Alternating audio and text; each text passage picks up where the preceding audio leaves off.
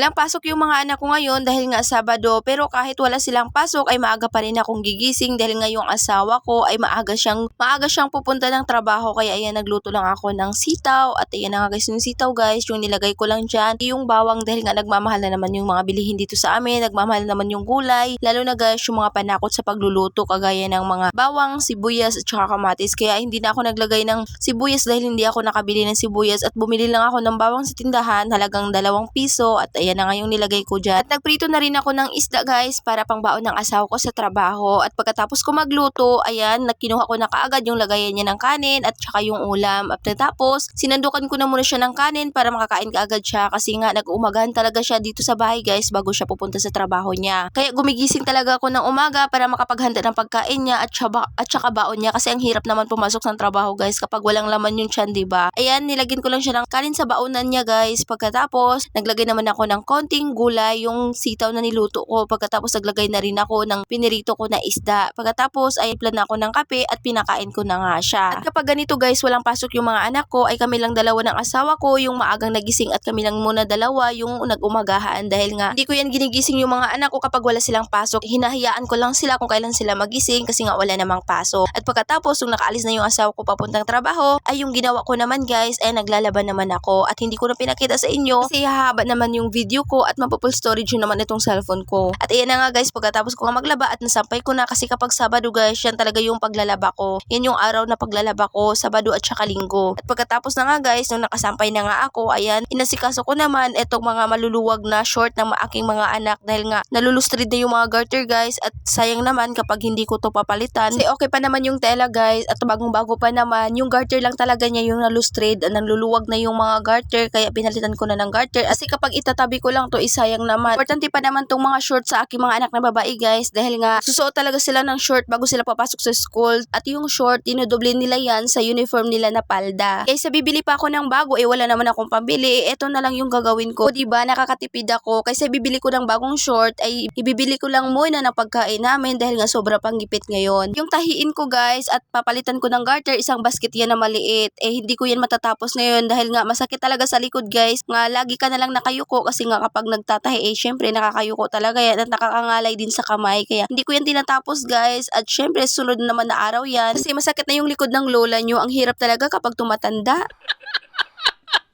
At hapon na din kasi yan guys, kaya nag-iisip na talaga ako kung ano yung lulutuin ko na ulam. Ito talagang pinakamahirap guys kapag nag-iisip ka kung ano yung lulutuin mo na ulam at wala ka namang budget, 'di ba? At mabuti na lang tinulungan ako ng mga anak ko, nag-isip kung ano yung lulutuin ko na ulam. At yung sinabi nila sa akin, yung gusto daw nila na ulam ngayon ay yung adobong kangkong dahil nga matagal na silang hindi nakakakain ng adobong kangkong. At mabuti na lang talaga guys, is mura lang yung adobong kangkong na request nila dahil nga yung isang tali 10 pesos lang. Kaya isang tali lang yung binili ko kasi nga magpiprito rin ako ng isda. Kaya agad kong hinugasan kaagad yung gulay nga kangkong. Pagkatapos, ayan, hinimay ko na guys at hiniwalay ko lang yung matigas na part ng kangkong kasi nga yan yung una kong gigisahin. Pagkatapos, sinugasan ko lang na mabuti itong dahon ng kangkong. Nung nahugasan ko na nga yung gulay, naghiwa naman ako ng bawang at bawang nang ulit yung ilalagay ko dito. At nagpainit na agad ako ng mantika sa kawali. Pagkatapos, nung nainit na, nilagay ko na kagad yung bawang. Sud kong ilagay, wala nang iba kundi yung kangkong na tangkay ng kangkong. Pagkatapos, ayan guys, hinalo-halo ko lang siya at tinakpan ko lang saglit at nung medyo maluto na nga siya guys, ay nilagay ko na kagad itong dahon ng kangkong. At nung nailagay ko na yung dahon ng kangkong, ay tinakpan ko naman siya saglit. Pagkatapos, ayan, hinalo-halo ko naman siya ulit. Pagkatapos, naglagay na kagad ako ng toyo, konting magic sarap. At ayan na nga guys, luto na nga yung ulam namin na kangkong. Mabilis lang naman maluto yung kangkong guys. Kaya ayan, naluto kaagad siya at kumain kaagad kami. Kain po tayo guys. Thank you Lord sa lahat ng blessing. At yan lang muna. Thank you for watching.